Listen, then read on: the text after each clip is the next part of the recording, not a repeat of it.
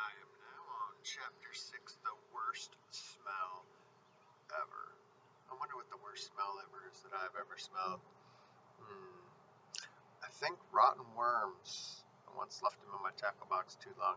That's pretty bad smell. Anyway, apparently Homer's about to get to the worst smell ever.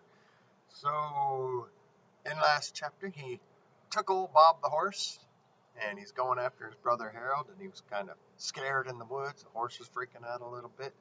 Then they finally calmed down, and he heard two voices talking in the woods, talking about how they were going to kill somebody.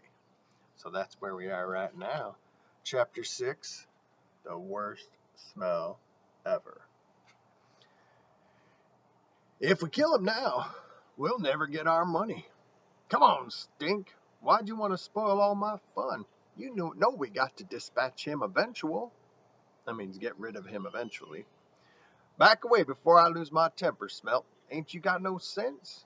Stink and Smelt. Pair of cold-blooded killers arguing in the woods, close enough to hear my heart beating. To make matters worse, the night is fading fast. Never thought I'd want the dark to last longer. But times like this, the light of the day will catch me sure as Christmas. What gives me away isn't daylight, though. It's Bob the horse deciding to whinny. Hold on, you hear that?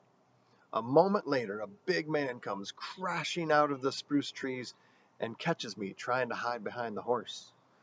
The big man is missing an eyeball that's got an empty socket, but apparently he can see me fine with his one good eye. Step away from that nag, boy.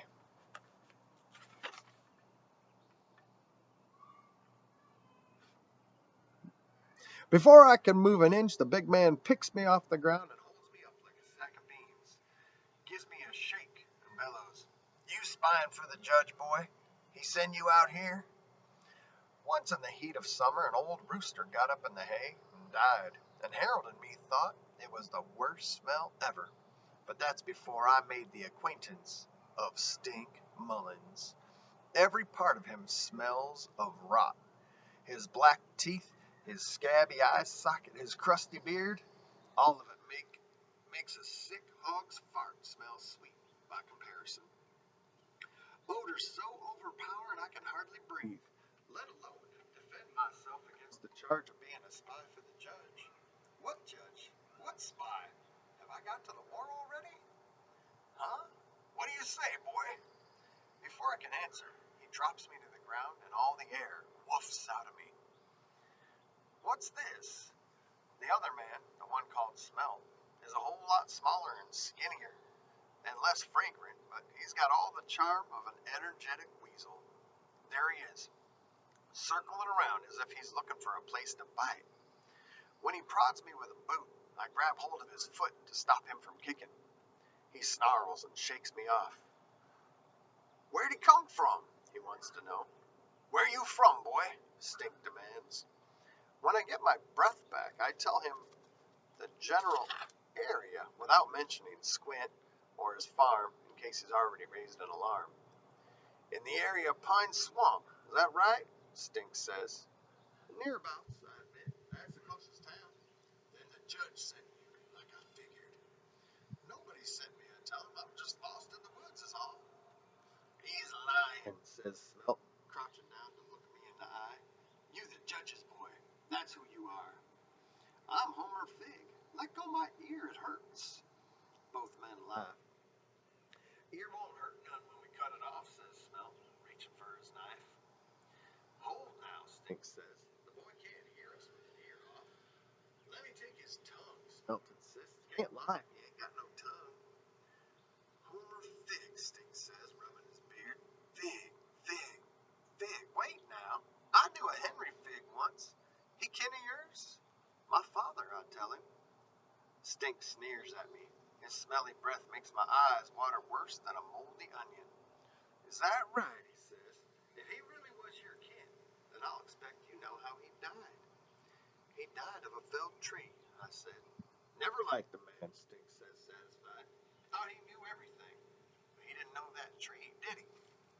Stink carries me through the woods to where they've built a lean-to shelter out of spruce boughs. There's a man inside, trussed up like a hog, his head covered with a burlap flour sack. Trussed up means all tied up. Best tie him up, too. Smelt lashes my wrists and ankles with a rawhide strip, while Stink collects Bob the horse. The man with the sack on his head moans and tries to work himself free. Smelt kicks him, and the man goes silent, as if holding himself still inside. That's better, Smelt says to the man with the sack on his head. You stay quiet as a mouse. Maybe you'll live to see the sun come up, which is any minute now. Smelt turns his attention to me, crouches down, grinning. He's only got one tooth, and he keeps touching it with his tongue while he studies me, like a toad studies a fly. If you're really from Pine Swamp, I expect you know the local judge, Mr. J.T. Marston. Of course I know him. He sold my brother into the army. Smelt's hard little eyes brighten like bits of black glass. Ha! Sounds like something J.T. would do, he says, rubbing at his jaw. The judge would sell his own mother for a barrel of sour pickles. Please let me go, I beg, trying to sound pitiful, which isn't too hard under the circumstances. Why'd I do that? Smelt wants to know. Let me go, and I'll see that you are amply rewarded. My rich uncle will pay you 100 in gold. Smelt likes the idea. You got a rich uncle, do you? How rich? Richest man in Maine. He owns all the trees in 3 counties and most of the grass. Owns his own railroad and all the cars and engines. 100 in gold? Nothing to him. Uh-huh. And what exactly are you doing out here in these woods your rich uncle owns? I've got to find my brother before he's killed in the war. Smelt finds that amusing. You and your rich uncle are going to buy him out of the Union Army, are you? I checked your pockets, boy. You ain't got no money. Not one red cent. You don't have a saddle. You don't have shoes. All you had was an old nag. Ain't hardly good enough for glue. And we aim to keep that horse for the trouble you caused us. That makes you a horse thief, I tell him. Smelt slaps my face. Not too hard, just enough to make me cringe. Watch what you call a man. Horse thieves are for hanging. Call me a thief, but have you got any papers to prove you own that bag of bones? Yes, sir. Piles of papers, deeds and bills of sale, and proof of ownership. Hid them in the woods, I suppose, all those papers. No, sir, I left them in the safe in my uncle's bank. Uh-huh. You're a pretty fair liar, ain't you, boy? Look me in the eye and tell me you really got papers. I look him in the eye and I say, I've got papers. It's my horse. Fair and legal. Ha! That's good. Average man might believe you, but I expect you stole that nag from some poor farmer. No, sir. It was my father's horse, and left to my dear mother until she died. It should belong to me and my brother. Smelt nods to himself, like he knew I was fibbing all along. Should be is a different thing than is. Forget the horse, boy.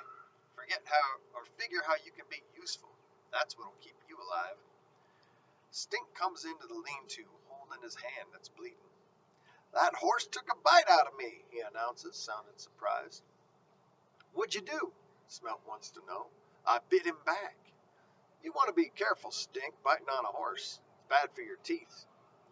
Is that how you lost yours? Stink asks, sneering. But Smelt ignores him and licks his one remaining tooth as if deep in thought. Whilst you was biting horses, I come upon an idea.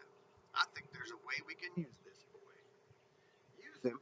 He ain't hardly big enough to dig his own grave. No, says Smelt, but he's a prodigious good liar. Ain't you, Homer Figg? Comes to me that I better tell the truth, or they'll find a way to make me dig my own grave. Yes, sir, I admit, I'm a real good liar. And that's the end of chapter 6. Looks like they're going to try to get Homer to do something with all his lying skills. I wonder what they're going to try to get him to do. I'm sure we'll find out in the next chapter, which is chapter 7. See you then.